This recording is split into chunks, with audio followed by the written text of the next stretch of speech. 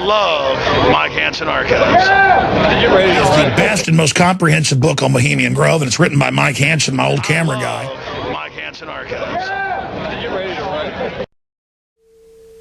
Okay, Mystery Babylon Religion. Let me just read a little bit about Mystery Babylon Religion.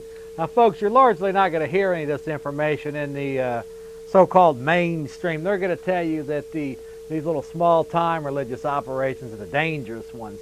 They're not going to tell you about the real wolves in sheep's clothing out there ready to devour you that's killed umpteen millions just a few centuries back.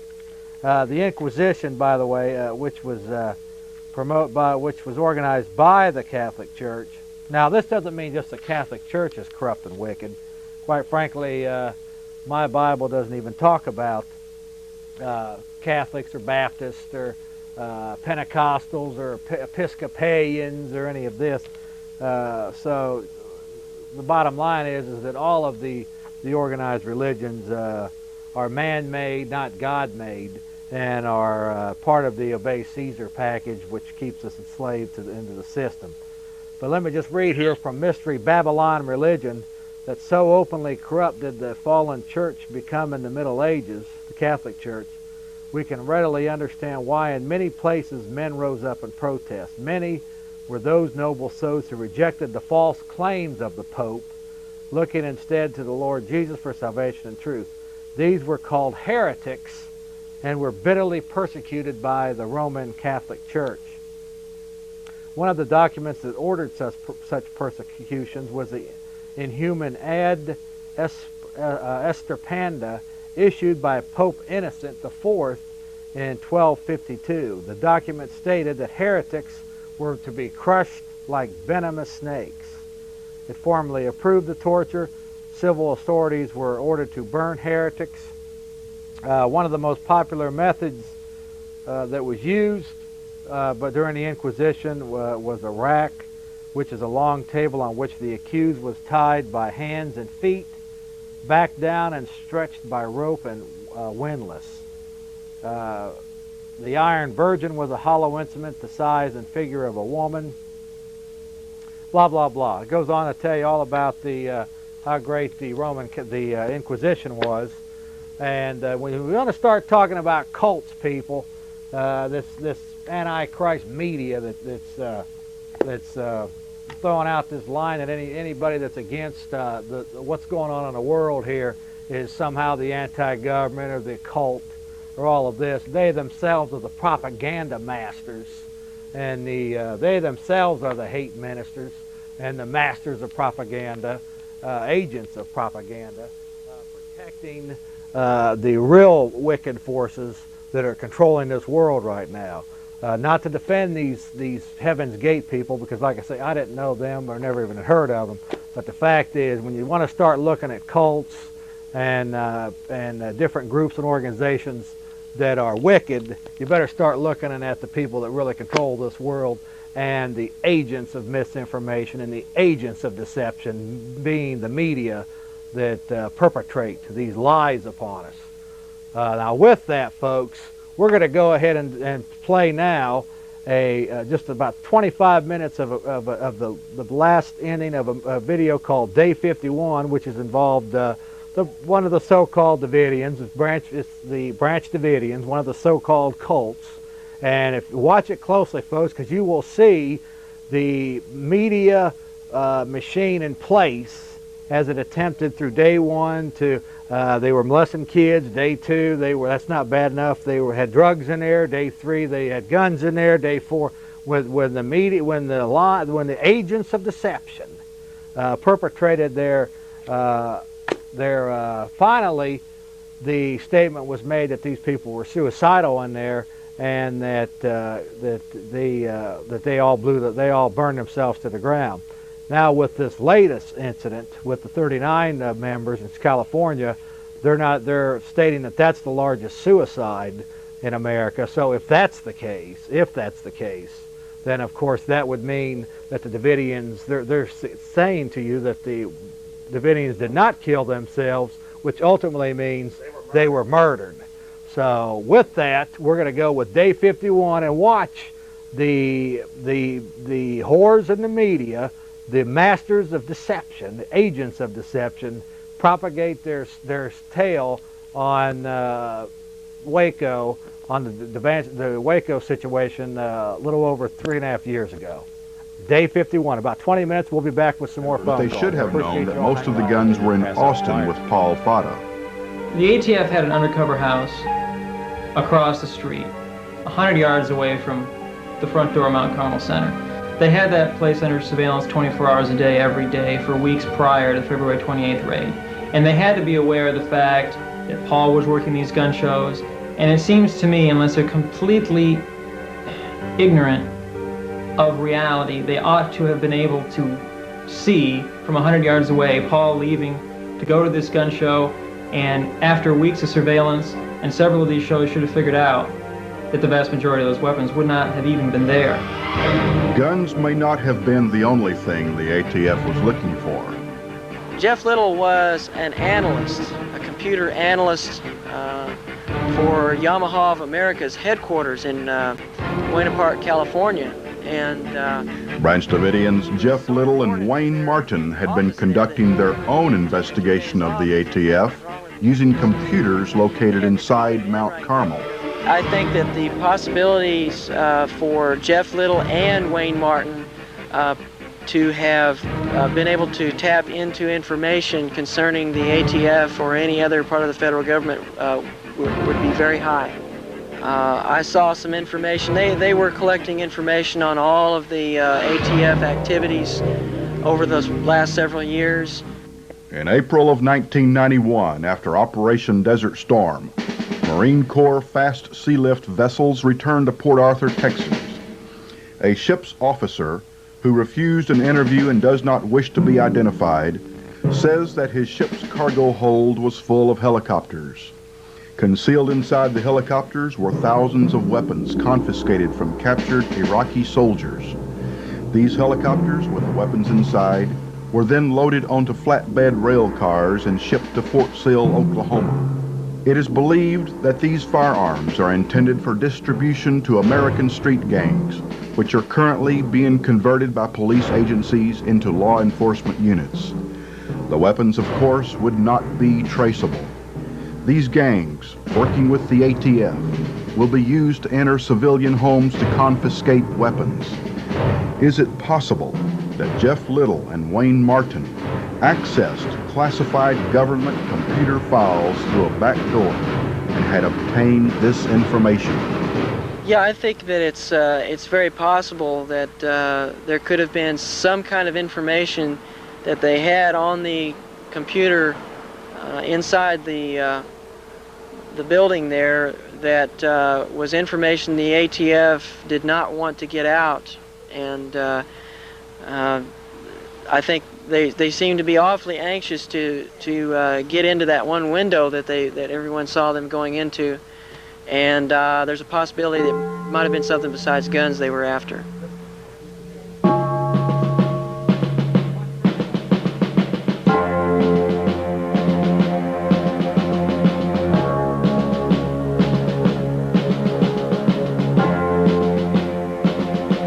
Evening settled in over the dark hills of central Texas and the long siege began. 51 days of terror, 51 days of darkness and hope and frustration, and all of America lived through it.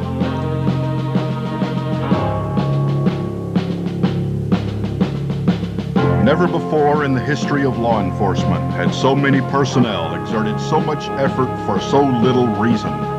The search warrant primarily listed conversion kits, which may have altered an AR-15 assault rifle, which might have been installed by the Branch Davidians, which could have created an illegal machine gun. To make such a weapon legal, a $200 tax must be paid. Therefore, the ATF and FBI ultimately spent $7 million in order to collect $200. Did the police believe David Koresh was a vicious criminal guilty of kidnapping, rape, murder, and all sorts of heinous crimes? No, they did not. McLennan County Sheriff Jack Harwell knew David on a first-name basis, and in 1987, following a shootout with George Roden, had arrested David and searched the property without incident.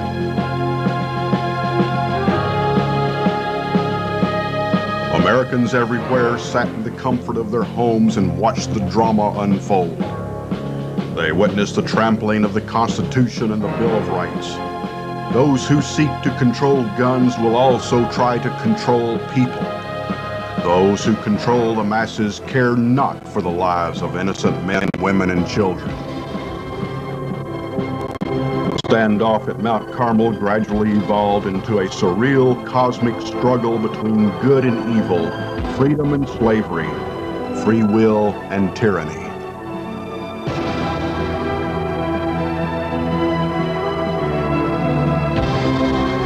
The next day, Monday, March 1, dawned clear and bright, however. A radio talk show host in Dallas, Ron Engelman, refused to toe the official government line and took up the cause of the Branch Davidians. I'll see you guys out there, and then I'll give you that book out there, the NAFTA agreements. I'm going to give you both. You can take the other one to the library out there. All right, man. The standoff continues in Waco this evening. The KGBS radio personality wants to take a van into the compound with 2 surgeons to treat any wounded Branch Davidians. We're treating these people worse than we treat prisoners of war. Prisoners of war get medical attention. Nobody is receiving medical attention in there. Could be any Charlotte, you're not answering the question. You're talking around it. Just answer the question. Do you No, I don't believe it. Okay, then if you don't believe... Why did they kill Randy Weaver's wife? Why did they kill Randy Weaver's 14-year-old son by shooting him in the back 4 times? Our government has run amok.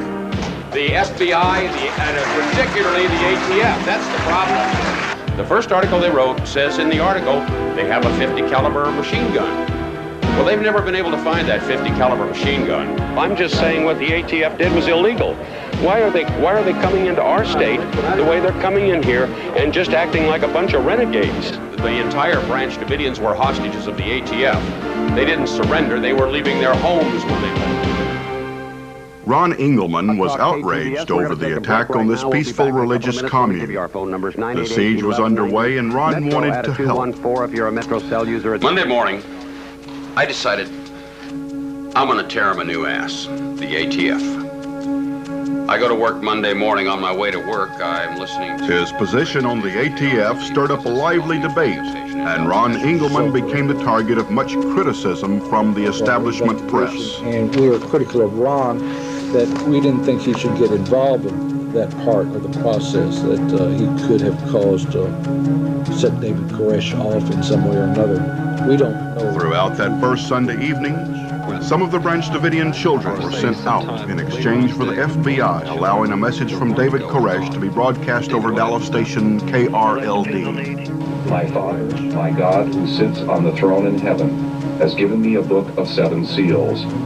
In Revelation 10, verse 7 of this sealed book, the mystery of God is to be finished. David Koresh has declared to his servants, believed, the prophets, as do all of the Branch Davidians to this day, that they were at the 5th seal. And the 5th seal meant that there was going to be something was going to happen to those that believe in God. At that night, as he was able to broadcast and give messages over the radio, in order for him to do that, he would have to force 2 or 3 children to leave their home, to leave their parents and go into the custody of the same people that had just killed a number of those inside, had wounded a number of those inside, had terrorized everyone inside, and had now had the place surrounded.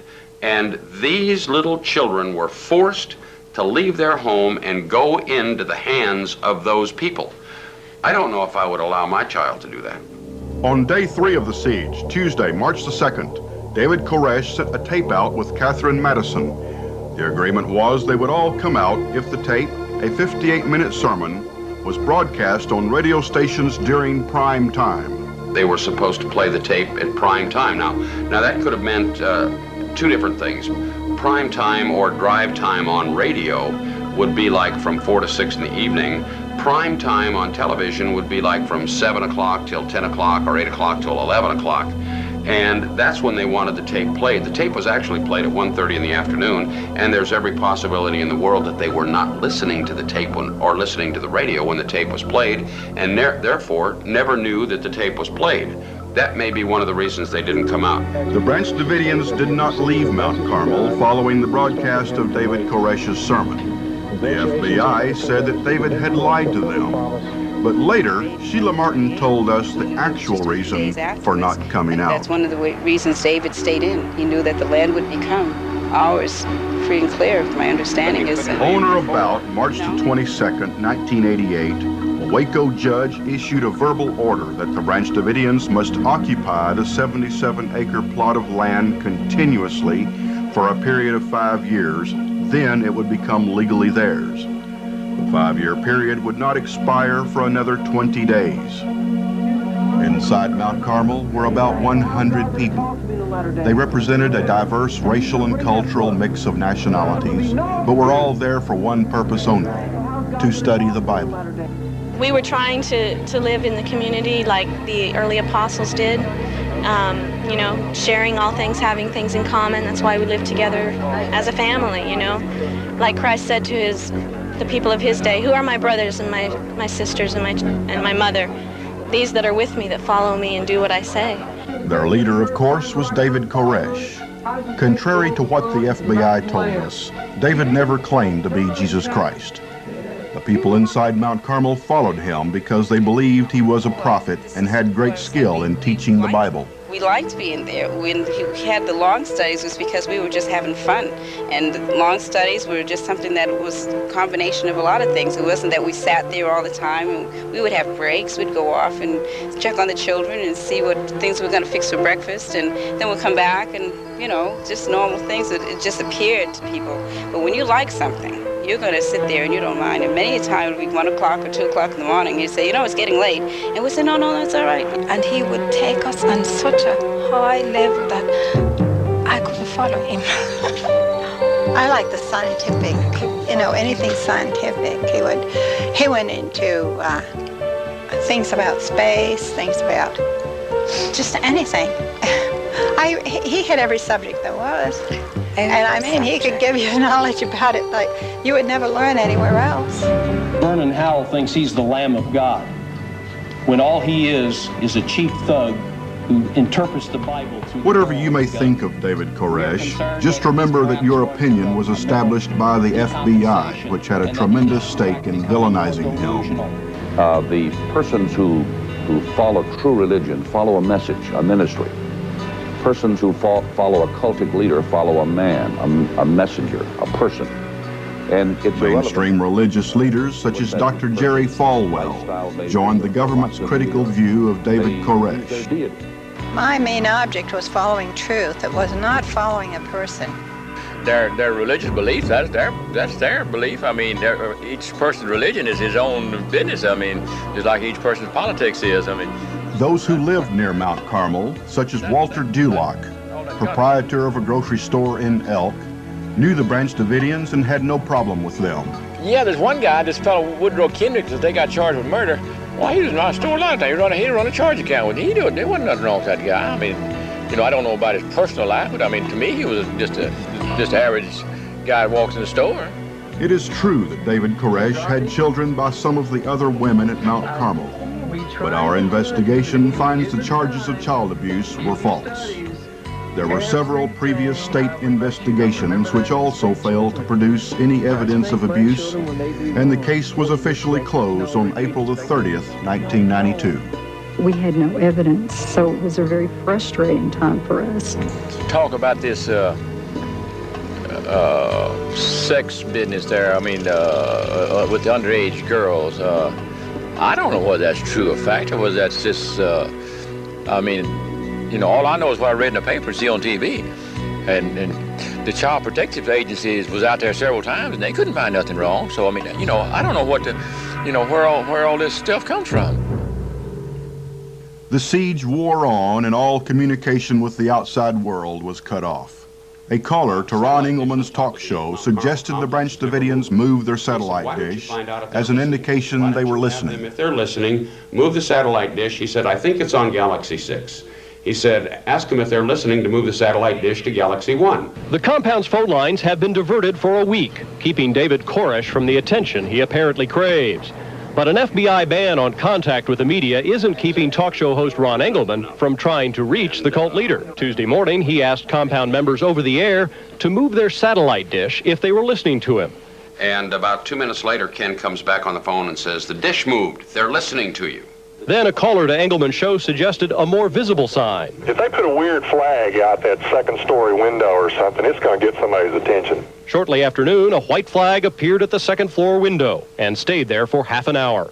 The Branch Davidians and David Koresh do want communications with us. They want me in there. They want the surgeons. In a later phone call, Branch Davidian member David Thibodeau told how it felt to realize that someone was trying to contact them. Running up and down the halls going, they're listening, move the satellite dish. It was a very high moment. It was very exciting. I just remember everybody just being so overwhelmed with joy that someone was listening, that we could communicate somehow to people. They'd cut us off. The longer they negotiate, the more the people can come out. Koresh, I don't know. He is strongly delusionary, very paranoid, probably sociopathic. He's locked in. I don't know if they'll get him out or not. Okay, Koresh. From the very first day, the news media deliberately sought out only those persons with ill feelings towards the Branch Davidians and David Koresh in particular. All that time, living right here in Waco was a gentleman who was not prejudiced and knew them well. I am Dewey Millay. I am a naturopathic doctor. I have lived in Waco about 6.5 years. About 5 years ago, I had some Branch Davidians come to me for nutritional health, and they became my patients, as it were. And of course, when the event happened, I said, my goodness, I started putting things together, and here all these people were being attacked, and those people are just like any other human beings. A lot of them had jobs outside of Mount Carmel. A lot of people didn't know that. David Jones, Maribel's son, was a mailman.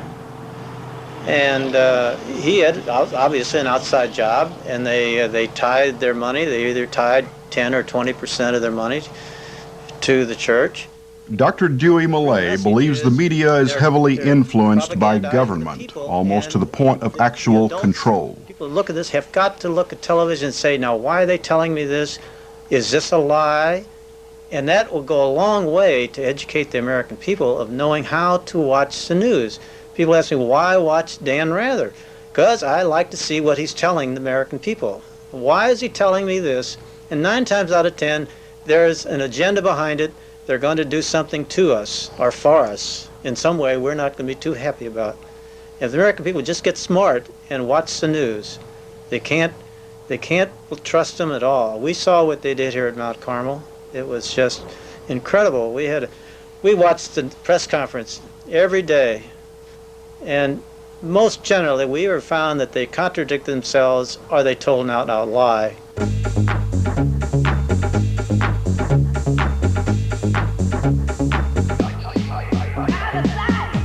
ATF agents attempted to arrest the head of the cult, a 33-year-old man who claims to be Christ.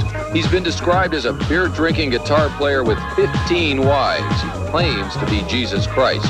They have homemade explosives, semi-automatic and automatic weapons, hand grenades, grease guns. One of the latest reports we had was that there was nitroglycerin in ponds. There would be absolutely no reason in the world to keep nitroglycerin down there. It's ridiculous. I'd be careful about just filling air when there's really nothing to say, so you start using rumors. I imagine if they hadn't taken what was given, they'd have had nothing to say. The FBI had taken control of this scene, and media was told to pack up and move several miles away to the roadblock and out of sight of the Davidian compound. Want to help us back up? Do that. It didn't take long for the lights to start coming down and for the miles of cable to be pulled and packed up. Authorities knew we didn't want to move. The FBI said news reporters were moved back out of concern for their safety. What about safety for this cameraman during the race riot at the Dallas Cowboys victory parade? Who's concerned for the safety of this news crew in Palestine's West Bank or this recent student uprising in Paris? How about the news crew shooting this little New World Order police action? Aren't they in danger of being shot at? No apparent concern for their safety. The excuse given by the FBI at Mount Carmel as to concern for the reporters' safety was an insult to the intelligence of the American people. The Communist Chinese government did the same thing shortly before the massacre at Tiananmen Square.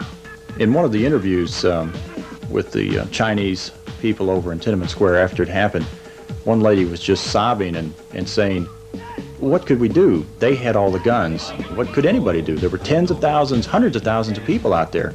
And when the government rolled in the tanks, it was all over. They didn't care whether they killed those people or not. They ran all the reporters out so there wouldn't be any witnesses. Same thing that they did down in Waco. In other parts of China, all they knew was what the government was telling them. They had heard that these people in Tiananmen Square were a bunch of bad people, a bunch of revolutionaries, and as far as they knew, the government did the right thing. We were moved back 2 miles, and I think the media should have protested that there should have been some eyes up closer, and I said this from the early beginning, that, okay, maybe they want us back there for our own safety, but you know, when we hired out in this job, most of us hired out and knew that we're going to be facing dangerous situations from time to time, and that's our call. Although Phil Record denies any government media control, the report of the Waco Task Force published by the Society of Professional Journalists shows that FBI agent Jeff Jamar reminded radio station KRLD that he represents the government, which licenses broadcast stations. A license is permission from the government to do something that would otherwise be illegal.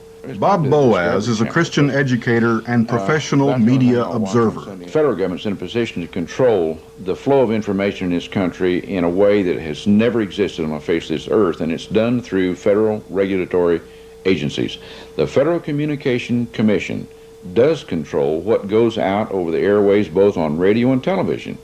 There have been instances of radio stations burning up, of licenses not being renewed, of radio stations and television stations being audited by the IRS to the point they couldn't conduct their business.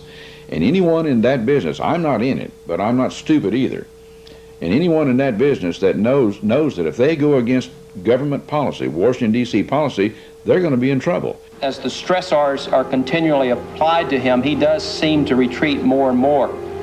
We are concerned that he's perhaps going through a mental decompensation and that he is in fact becoming more delusional. 1 month after the deadly raid, agents moved closer to the compound, but not to a resolution. Agents say Koresh has prearranged suicide pacts with followers. The same thing happened at Jonestown in Guyana in 1978. He has to be slain, and there has to be a sufficient number of martyrs. Those of his followers also have to be slain. During the siege at Mount Carmel, FBI agents made repeated references to Jonestown, instilling the idea of mass suicide in the minds of the American public. Anti-cult propaganda never changes. The medium may change, but the kinds of things that are said about... Author and researcher Mac White notes that Jim Jones and David Koresh were both targets of the same accusations. They generally tend to be accused of bizarre sexual practices. The early Christians were accused of that, as well as of incest and other things that the Roman public at that time found abhorrent. In our day, one way to quickly demonize someone in the press in such a way that they'll never be able to recover their public image and their credibility is to accuse them of being a child molester. And that was done in Koresh's case. White has studied the Jim Jones case for many years. He believes the Jonestown tragedy was not a mass suicide. The FBI, right after the fire, at its press conference, said that what had happened in Waco was another Jonestown. Now, by saying that, the FBI has invited us to take a closer look at Jonestown. Jim Jones wanted absolute control over every person in that compound, and he had it. The same thing is going on right now with Koresh in the compound in Waco. You know, I see... Ross is a deprogrammer for the Cult Awareness Network, which provided ATF officials with all those catchy phrases like child abuse, child sacrifice, illegal weapons, slavery, threats of mass destruction, and the alleged suicide pact. The history of the Cult Awareness Network, however, bears a closer examination. In 1959, Fidel Castro overthrew Batista and seized power in Cuba. Almost immediately, the CIA began plotting his assassination. One suggestion was the use of mind-altering drugs to make Castro go crazy during a speech, thereby losing his credibility with the Cuban people. Operation MK Ultra was initiated with the help of psychiatrists Drs. Margaret Singer and Lewis West. CIA operative Dr. Margaret Singer was the founder of the American Family Foundation. Jones had strong ties to the new left of the 70s, to persons like Huey Newton of the Black Panthers and to Dennis Banks of the American Indian Movement. And his church, the People's Temple, was by his own description, a Marxist organization. The leader of this Marxist organization, Jim Jones, had a boyhood friend named Dan Mitrione, who eventually went to work for the CIA, specializing in brainwashing techniques. In 1973, another CIA operator, George Blakey, made the initial $650,000 deposit on the land in Guyana, which became Jonestown. At the same time, Operation MK Ultra began directing its attention on religious cults. There had been many allegations over the years that in some way the CIA's MK Ultra program may have been involved in what happened at Jonestown, and that perhaps in this way Jones was manipulated through drugs or hypnosis. After the tragedy at Jonestown in 1978, Dr. Margaret Singer's American Family Foundation changed its name to the Cult Awareness Network. So it's ironic that Jonestown, which the FBI used to explain away what happened in Waco, was itself a likely conspiracy. 900 people died in the steamy jungle of Guyana, so 100 more on the plains of central Texas wouldn't matter. When you have no regard for human life, numbers are not important.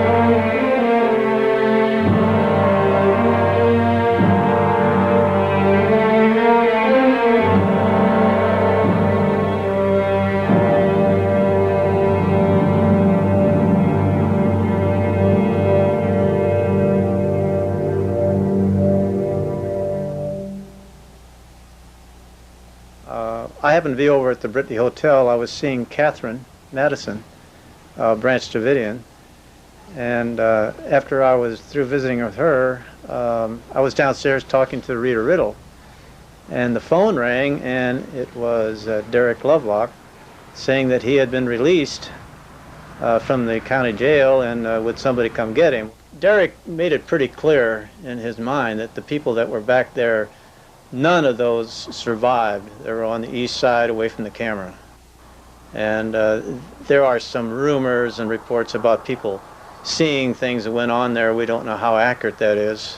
Well, we do know that the live footage from April 19th from all the major networks did in fact, they stated that they saw 25 to 30 survivors, and this was in fact confirmed. What we know is on the flip side that there are between 25 and 30 survivors. We have several witnesses that say that they saw 25 to 30 people exiting out these double doors in this cafeteria. One of the people that survived the fire and is currently under indictment says that he came out that door with Jimmy Riddle that day to escape the fire, and that these people were gunned down in cold blood as they tried to escape. I believe from what we hear, the rumors we hear, that obviously they didn't go back in the fire of their own choice, and they didn't come out of the fire, so something had to happen to them, and yeah, I think they were murdered. Nobody wants to admit that their government could possibly be guilty of such a thing. But based on what I've found out here over the past 5 months, I have no choice but to say that they were. You listened to his music for 20 years. I still listen to it. He's been fighting for our right to keep and bear arms as long as he's had a handgun since he was a kid. Ted Nugent.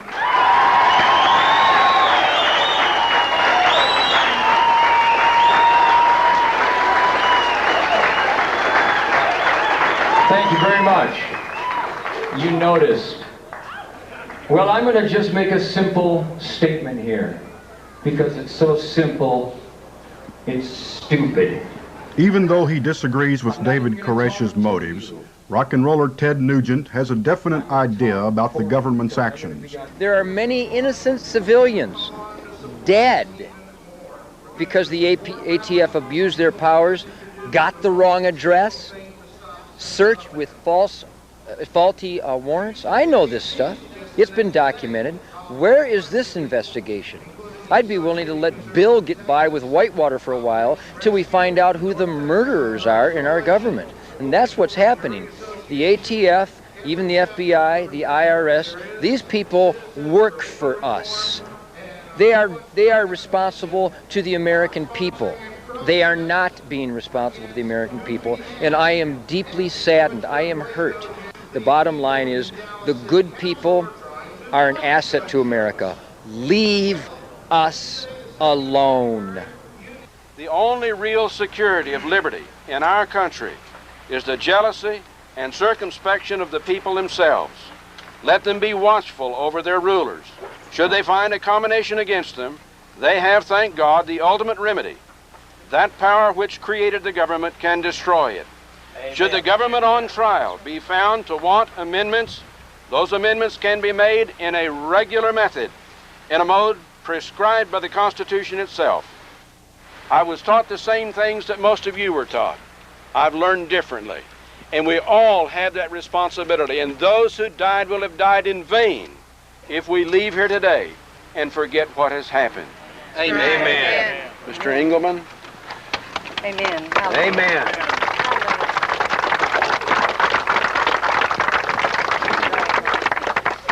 I'd like now to read the names of all of those that lost their lives here during that 51 days.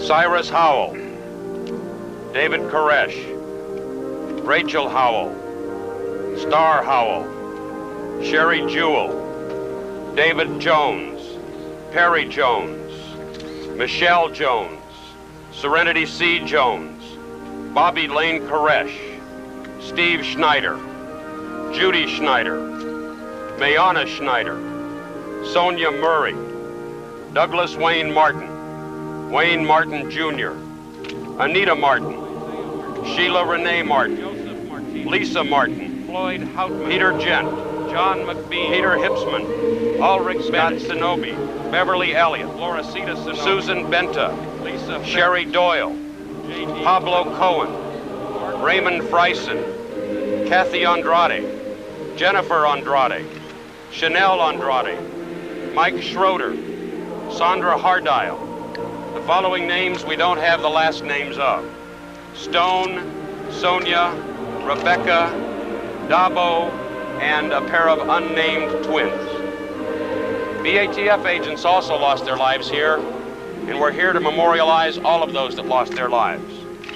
The following BATF agents: Stephen Willis, Robert J. Williams, Conway LeBeau, Todd McKenna. Now, I think we'd like to spend about a minute just in silent prayer, if you don't mind.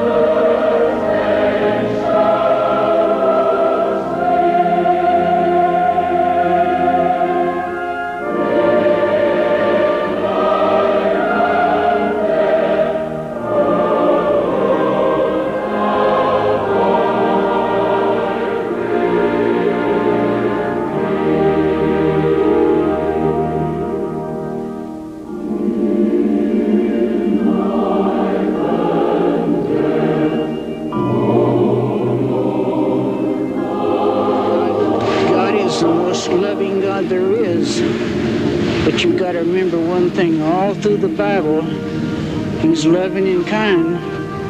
His mercy endures forever, but he's also a warrior, and he is coming back. Do you think he's going to come back? Yeah, the sooner the better.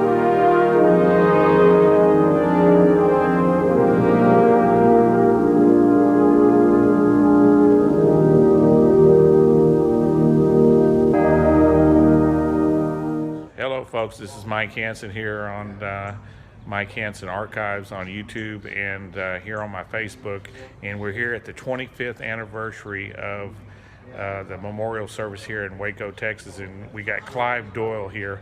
Can you tell us a little bit about what your thoughts are on the 25th anniversary here? It's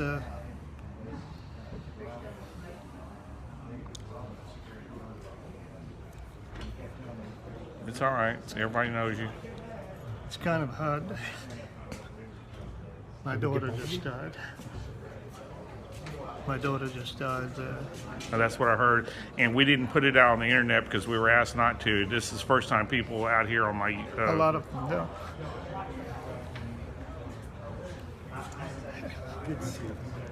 A lot of them don't know yet.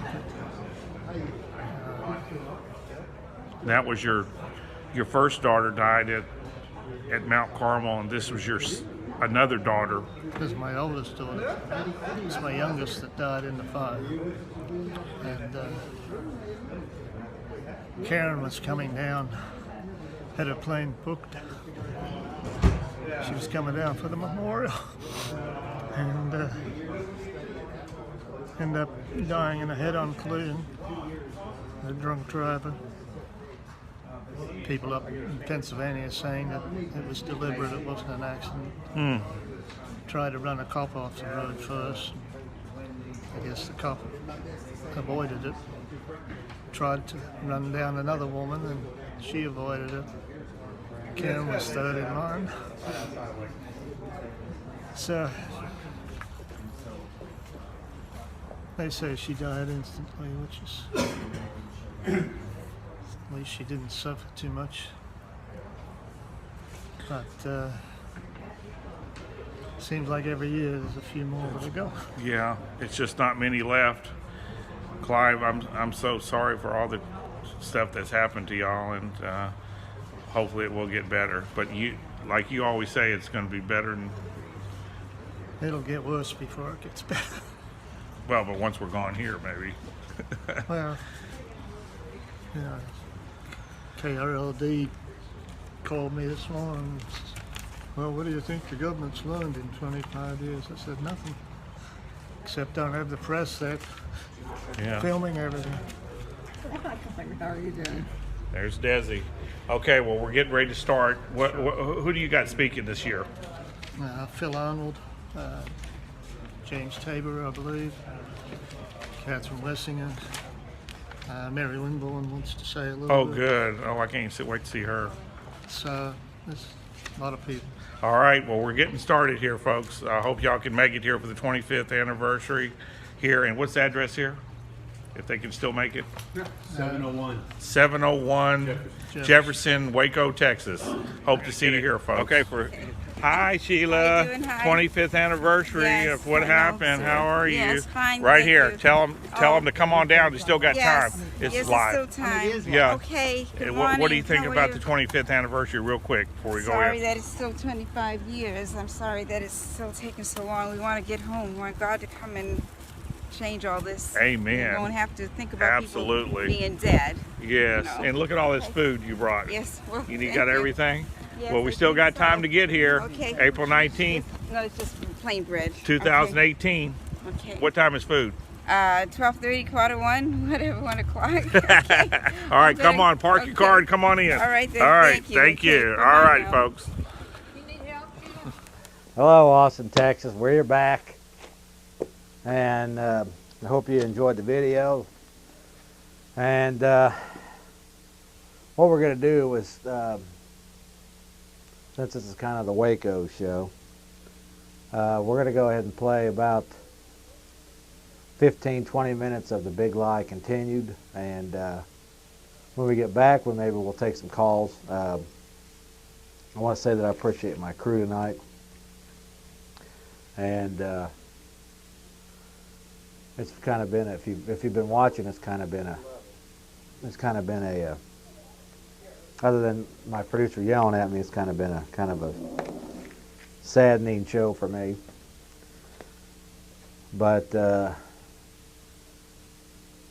if you are, say, if you're interested in going to see Mount Carmel, the 4th annual anniversary memorial service, you can do that. The Jeff Davis Show is sponsoring in part a bus charter service to Mount Carmel, April 19th. So it's a Saturday, and please come up and join us, and we'll have a good time. We'll be back by about 3 or 4 p.m. on that Saturday, and we'll go up and meet many of the people that lost their loved ones, and should be an interesting experience. Well, I want to thank Brent Johnson. He is with the Freedom Foundation, Freedom Bound. He joined us earlier this evening, from Baker City, Oregon. He called in, and you can, if you're interested, he's basically kind of into the sovereignty movement, kind of the common law type way to escape some of the things that are happening to us. And if you're interested in that, its number is 1-888-385-FREE. That's FREE, 1-888-385-3733. And Brett Johnson, he's the director of Freedom Bound. His address is 2101 Main Street, Unit 18, 1776, 181776, Baker City, Oregon, 97814. And there's his number if you're interested in getting any information concerning the Freedom Bound organization. Brett Johnson joined us earlier tonight, and kind of an interesting fellow. And just call the comment line at 370-9558, and his toll-free number will be on the comment line. Well, go ahead and take a quick call real quick. You're on the air, caller. Hello. Okay, we got one more thing we want to mention here, land patents. I know there were some callers that called earlier about that. If you're interested in doing your land Michael Lee Stone is the person I guess you get hold of for that. Care of Mills, Wyoming. What is that, Linda? Is that 82644? And his phone number is area code 307-234-7608. And we'll go ahead. We got a full slate of calls. We'll go ahead and take some calls to let the people have a chance to talk. Hello, Jeff. How you doing, sir? This is Vato. You been doing all right? Doing all right, and you? Good. I'm hanging in there. Listen, I didn't know that these people were shot when they're running out the back door. This is the first time I heard about that. It is? Yeah. Well, that's what the claims were in the video. They were shot by the ATF agent? I mean, the FBI? That's what they were claiming in the video. What'd you think? Wow, I didn't know that. I mean, it's the first I've heard of that. I mean, that's wow, man, that's shameful. I mean, that's, Jesus, what can you say? Listen, I was wondering if you guys might have in the future the best of comment line. Maybe do a little segment of that, maybe like 10 or 15 minutes of it. What do you mean by the best of the comment line? You know, you got a comment line, right? Oh, you mean play some of them back? Yeah, or read them out. You know, that'd be fun. You know, I'd like to hear some of that. Hey, let me. Hey, do you want to come on the program? Sure. Okay, we're going to get that done. All right.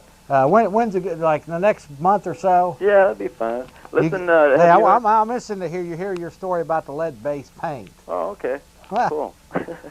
I got a lot of other subjects I can touch on too as well. Good. Listen, but I really enjoy your show and keep up the good work. And maybe you guys might someday do that little segment on the best of comment line.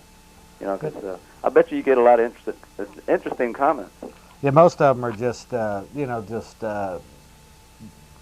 people, they're cussing me out or something. Oh, really? Yeah, but I don't. They're wasting their time. Yeah. If they don't have any better thing, you know, I've challenged people to call up here and dispute any of the information that I put out. Listen, have you heard of this Mobius guy? You were going to have him on, weren't you? Yeah, I had gotten a call from somebody concerning that, but then he never made it down for some reason, so I don't know what happened to him. He didn't get locked up or anything, did he? That I don't know. I haven't been keeping up with him. Okay, buddy. We'll keep up the good work. I appreciate it. Okay, bye-bye. Appreciate it. Yeah, we get a lot of good comments too. Yeah, we get. I appreciate the good comments as well. Caller, you're on the air. Hello.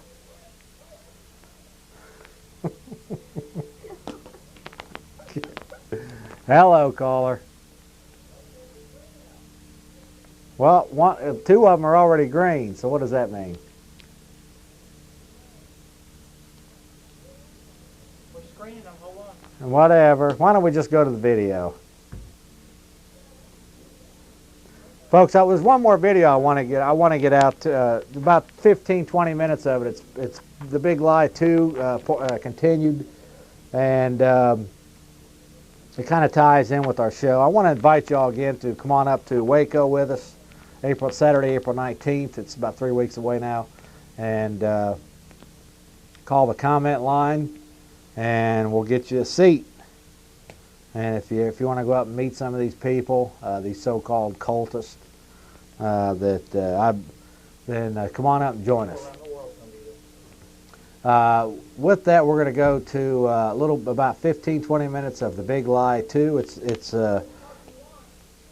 already set. It's another kind of take of what happened in Waco, and we're 3 weeks away, folks, from the day that I believe those people were torched and murdered in Waco, Texas, and that's why we're dedicating a large bit of this show to that issue. Again, I want to thank my crew. I want to thank the callers, and well, do we have some calls? You're on the air, caller. Hey, how's it going? Good, and you? Good. You need to get this guy running for mayor on your show, Ted Kircher. Okay. Patriot, conservative, smart-minded, non-wacko, as far as big government guy. He's running for office. The mayor's not getting much press. Yeah, that would. How do you get a hold of him? He's got a web page. He's in the phone book. Ted Kircher, Kircher. He's got a web page at http://readthis.com, capital R and a T, readthis.com/Ted for Mayor, capital T, the number 4, Mayor, M-A-Y-O-R. Do you have a phone number? It's on the web page. Okay. He's got an email address. Do you know him personally? I'm a campaign advisor for him. Could you or somebody call that comment line? Sure will. Have them call the comment line, because we are scheduled to have Ray Blanchette, John Johnson, and now is his name Ted Kirchner? Ted Kircher. Yeah, have somebody give us a call on the comment line, and we'll certainly, if he wants to do it, we'll put him on. Cool, man. Take care. Thanks. Next caller, you're on the air. Let's get this other caller here that's been sitting here. Okay. Go to the Waco, The Big Lie, Part 2. We'll be back in about 15-20 minutes, folks. House would be able to run to the safety of the bunker to escape the deadly gas and flames. Autopsies showed that many children died of blunt trauma. On the Maury Povich show, coroner Rodney Crowe told how those children died. 3 children had blunt force trauma, but it was from the falling concrete in the bunker that fell on them. There's an opening in the top of the bunker, 8 feet approximately in diameter, and large chunks of concrete fell on these people. 21 of them died of gunshot wounds, and the rest died of smoke inhalation and, of course, suffocation due to being buried in debris when the bunker collapsed. So now we know why the Treasury Department, the White House, and ATF and Department of Justice were so desperately lying to us all along. We were told every day that this raid, the gassing, the attack on the house, and the destruction of evidence had all been because of concerns for the children. We had concerns for the children. The Big Lie continues. The ATF is under the direct control of the Treasury Department. As head of the Treasury Department, Lloyd Benson would be ultimately responsible for any wrongdoing by ATF, yet it was Benson who chose the so-called independent investigators. Each of the three so-called independent investigators Benson chose had been involved directly in the planning, execution, or cover-up of the police firebombing of the headquarters of a group called MOVE in Philadelphia that resulted in the fiery deaths of MOVE members in a situation similar to Waco. According to the introductory letter from Treasury Secretary Lloyd Benson to President Clinton, the committee's report was supposed to be a vigorous and thorough investigation of the events leading to the loss of law enforcement and civilian lives near Waco, Texas on February 28, 1993. But on the cover of the report, it doesn't say it is a thorough investigation of the events in Waco. It says it is an investigation of Vernon Wayne Howell. Even in the Treasury's report, which was not released until September 1993, the ATF persists in calling the Branch Davidian house the heavily armed fortress-like compound, even though by now we have all seen that the house was a simply constructed masonite exterior frame home. And on page 3, it begins, "in memory of," and then names each of the deceased ATF agents. There doesn't seem to be any question of whether this was going to be an independent or vigorous and thorough investigation of the events on February 28, 1993. The overall perspective for the raid was spelled out in an internal Treasury Department memorandum from Christopher Kyler, Assistant Treasury Secretary for Enforcement, to Mike Langan before the raid, in which Kyler matter-of-factly says that the agents will be raiding a Branch Davidian Seventh-day Adventist church. It doesn't get any plainer than this. They've spelled it out for us. The government set out to conduct a military assault on a church. This same memorandum specifically says that the ATF raid will be assisted by state, local, and military authorities. Again, spelling it out for us, every level of government participated in this military terroristic attack on a church full of 140 men, women, and children. The results of the supposedly independent investigation, known as the Treasury Report, were released September 29, 1993. It berated ATF leadership for failing to cancel the raid when they knew the ATF had lost the element of surprise. ATF Director Stephen Higgins and others were forced to resign with full pensions. The ATF tried to make it seem that they were admitting error by blaming leaders for losing the element of surprise. And we had our plan down, we had a diversion down, all were put into effect, and they were waiting. What we had was someone who eliminated the element of surprise, which is what we needed, and in so doing, our agents walked into an ambush. The main problem we had, I don't believe, is that we were outmaneuvered or outplanned. The problem we had is that we were outgunned. You know, they had bigger firearms than we had. They were able to shoot through doors, and due to that, you know, a lot of our agents were hurt. The ATF had the Branch Davidians under surveillance for over a month from the house across the street. They knew the land was completely flat. There could be no possibility of surprising the Branch Davidians with 100 men arriving in cattle cars visible from miles away. The Treasury report admits that ATF's own public relations person, Sharon Wheeler, contacted several Dallas television stations several days before the raid. The lie that the ATF lost the element of surprise was aided by the media while showing us this very edited piece of footage of the first day of the raid over and over. As an announcer would say, the ATF was met with a hail of gunfire. And just in case you somehow hadn't heard the ATF claim that the Branch Davidians were waiting for the ATF, within a week after Mount Carmel was burned to the ground, NBC television aired the government's official propaganda as a movie, showing Branch Davidians at all the windows with guns waiting for the ATF to arrive. If you have doubts that this was propaganda, consider that the Treasury report repeatedly states that U.S. Army Special Forces planned the raid and trained the agents. The ATF raid leader is former Special Forces, and even advisors to the independent investigators included Delta Force Special Forces. Then, get a copy of this Army Psychological Operations Training Manual, a how-to on propaganda that says that making a movie is an important element of military occupation. Another lie told by ATF in the official report says, on Wednesday, February 24th, ATF rescheduled its raid from Monday, March 1st to Sunday, February 28th, because it expected the Tribune-Herald to publish its Sinful Messiah series on Sunday. The warrants were signed on February 25th and expired on February 28th, the day the raid took place. The raid was never moved up a day, and these warrants weren't filed with the court until March 1st either. The ATF is lying when it claims they lost the element of surprise, and the ATF is lying when it says it moved the raid up a day so as not to lose the element of surprise. So were the Branch Davidians waiting for them, or is that a lie too? John McLemore is a reporter for KWTX Channel 10 television in Waco, Texas. Both he and cameraman Dan Maloney were present at Mount Carmel on February 28th, the day ATF raided Mount Carmel, and they claim to have filmed the scenes of the initial raid.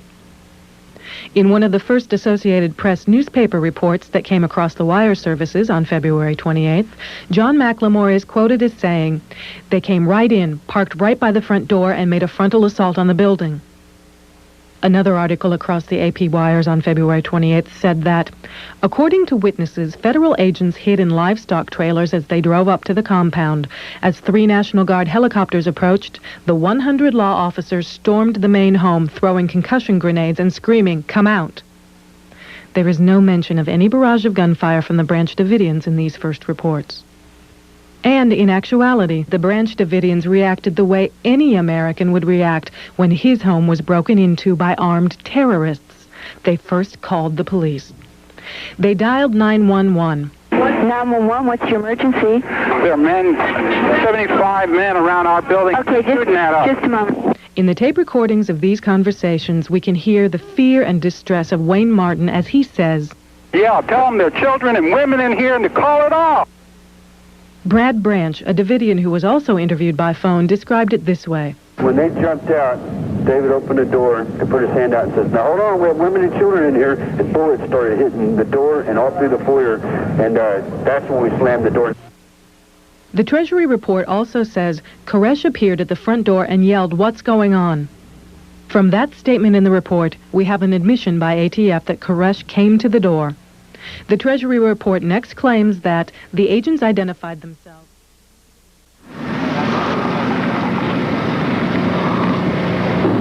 Camera, the thing's on. I wonder why I couldn't see anything. What a big goddamn trouble, boy. Yeah. Has the cap on. Here we are. Waco, Texas, baby. Waco, Texas, Helicopter City, getting ready to go out on an operation here. Yeah. Training mission. You wait for the folks back home there, boys. Hello from Waco. Good morning, Vietnam. See another one of the birds getting ready to go up. We're going up with an 8-man team. 4 people in each bird.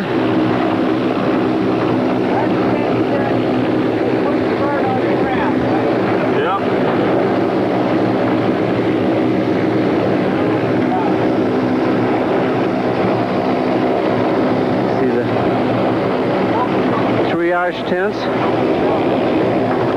The medevac point here.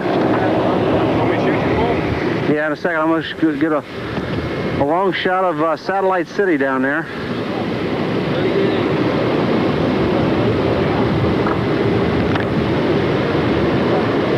There they are. Boys getting ready to go. Hey, put this in your gear. Get ready to go up in the bird here and take a look over the area. And then in case we do something, we're going to supply air cover, I guess. Whatever.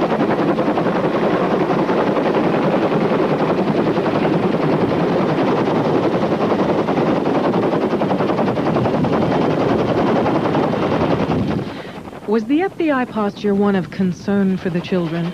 We found this candid interview with an FBI agent the morning of the fire particularly insightful. Quite a specimen, I tell you. I just, in all my years involved with SWAT, I've never seen a gentleman like this that I've learned so much from in just the short time I've been around him. It's just awesome is about the only word to describe him. Honed to a fine edge, honed to kill. The techniques used on the Branch Davidians are well-known brainwashing techniques. cut off all communication with the outside world, all utilities, all food supplies, and subject the person to extreme stress. Lights, noise, tanks charging the windows, and constant propaganda on loudspeakers. As this tape segment from BBC reveals, various psychological weapons were available to the Justice Department and were examined for use on David Koresh. Hello, it's Mike Hanson, your good Facebook buddy and YouTube buddy. Here's Jeff Davis, my great friend. We're not social distancing. See, we're in 2020 now. Tell me about 1995. 1995? Well, that's what we're watching right now, Jeff. You caught me off guard with that. I don't know anything about what's going on in 19. Oh, about how the technology is going to bring world peace. Just give him the shade here. That's Come true. on back. Yeah, this fella and myself were in the Channel Austin TV studios in Austin, Texas, public access. About 1995, 96, 97, 98, 99. And I said to Mike Hanson, we were in the control room, and I said to him, I said, Mike, you know, I don't know anything about this internet too much of what people are talking about, but if it turns out to be anything like people are talking about, it could bring world peace and liberty. And guess what, folks? On this date, 6 June 2020, we're heading into world peace and liberty. We hope so. No, that's 100% guaranteed. Jeff Davis Show, official prediction. And as you know, Mike, Jeff Davis Show has been deadly accurate on predictions. Great callings, Orwellian police states, Fed bank fleecing. But this prediction, Jeff Davis Show prediction, is going to bring the greatest world peace and prosperity in the history of the world. That's it. Well, don't tell those protesters, because I actually told them, live and let live yesterday, and almost got beat up. Those protesters, those people out there at them rallies, just keep on going, baby, because we're marching our way right into a better place in this world. We hope so. Jeff Davis Show knows so just keep marching away and just keep going and going with love and peace, and before you know it, we're going to have heaven on earth. We're going to get right back That's it, baby. Peace. We're going to take you back to 1996, folks. We'll see you later. Peace, baby. God bless you. That's it. Hello, Austin, Texas. We're back, and we're just wrapping up tonight's show here. And I do appreciate you all hanging with us. Again, I want to thank my crew. Thank Joyce Isaacs from KVET Radio, fine lady, and all the other people that are involved in the production of this show. Of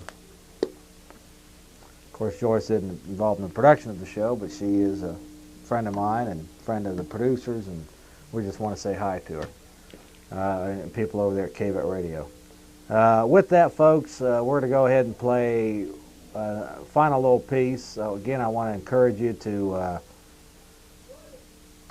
come up to Waco with us. We do have seats available.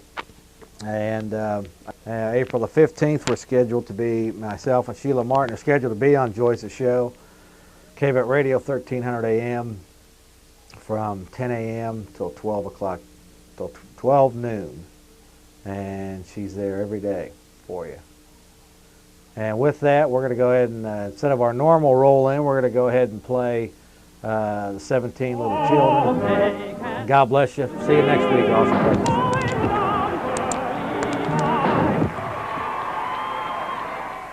Preserve, protect, and defend the Constitution of the United States. So help me God. Congratulations.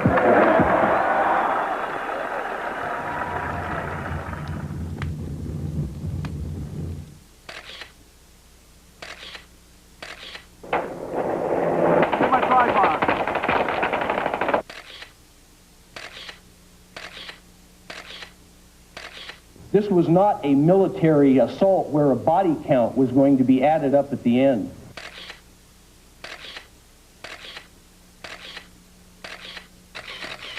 Get that camera out of here! Get out of here! I need help! I am! Move! Go!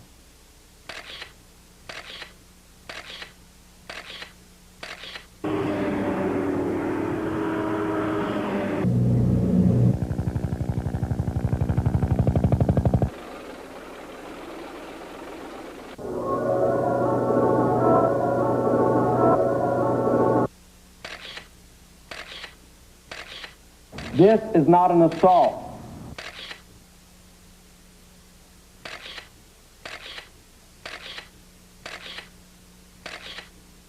We have got to remember who these people were, what violence they had committed, and understand it in that context.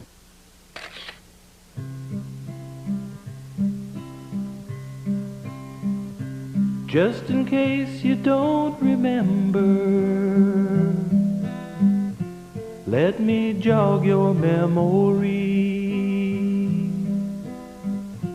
In a church they called the Waco compound, back in April '93, 17 little children, all so helpless and so small, died a senseless death of gas and flames. How many names can you recall? 17 little children, don't it make you wonder why? 17 little children, how could they deserve to die? Maybe we should stop and ask ourselves, have we become so blind? Will 17 little children finally open up your mind? How did you sleep last night, Bill Clinton? Tell me, did you feel their pain? As 17 little children cried out and perished in the flames. Attorney General Janet Reno, I accept your offer to resign. How can you stand for law and order now, when you won't answer to your crimes? 17 little children, all so helpless and so small. 17 little children, how many names can you recall? Maybe we should stop and ask ourselves, have we become so blind? Will 17 little children finally open up your mind? I've heard it said the Branch Davidians only got what they deserved,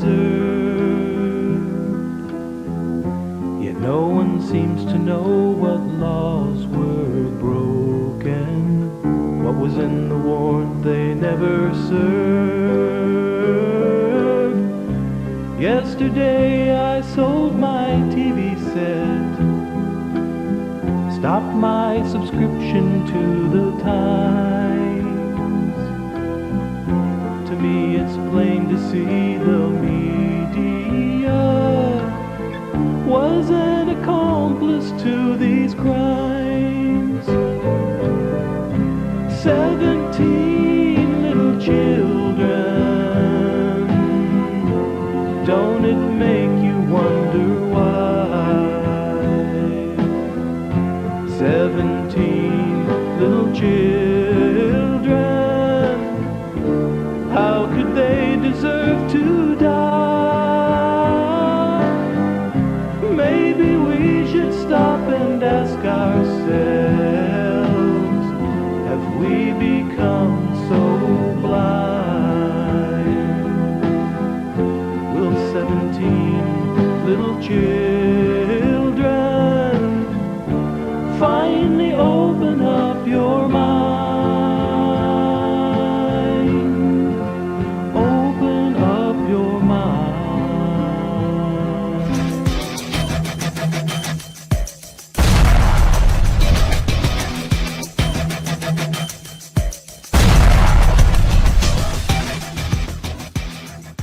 We have a organization. It's only here in Gonzales. Somebody's trying to get by. Go back a little bit. We have an organization here, a nonprofit organization. It's Gonzales Association of Patriots. But every month we do something really good for some lucky person or people. And when we had the hurricane down there, boy, did we, that was a lot of money. We usually don't go out of Gonzales, but that was a little bit, to see those people in the trailer parks and stuff really hurting and stuff, we went down there and helped them. Okay. And but we're going to help a real nice elderly lady. She barely makes her bills, Peggy, so I know she's going to be appreciative of the $100 that we're going to give her. And so let's go over and surprise her. We've already mowed her yard, so she'll probably tell you thank you about that. But then we're going to surprise her. Okay, great. Here's what you're getting this month. Oh, that's beautiful. Right there. It's awarded by, because I know you need help with your food and everything else. So that's from the Gonzales Association of Patriots. We always try to do something good for somebody every single month. We try. I love you, Mike. I love everybody. Thank you. There you go. Everybody. Buy what you want with it. Buy you something nice once in a while. I love you, Mike. Yeah. God bless you. You know, people donate money to us, and that's how we get this money. Thank you. So if anybody, wants to know more about our organization, we're here in Gonzales, Texas at P.O. Box 481. Thank y'all very much, and God bless everybody that helps people around that are in need. God bless y'all.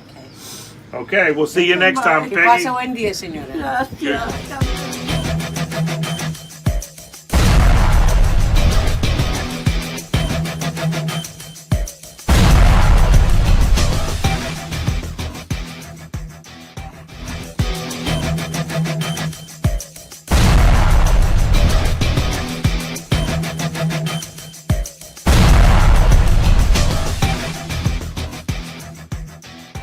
Long live the Constitution! God bless America! And death to the New World Order! We shall, we must, and we will prevail because we're willing to stand up against what's happening. God bless the Republic and the United States! And death to the New World Order! Yeah! All right! Yeah! Yes, thank you very much, folks.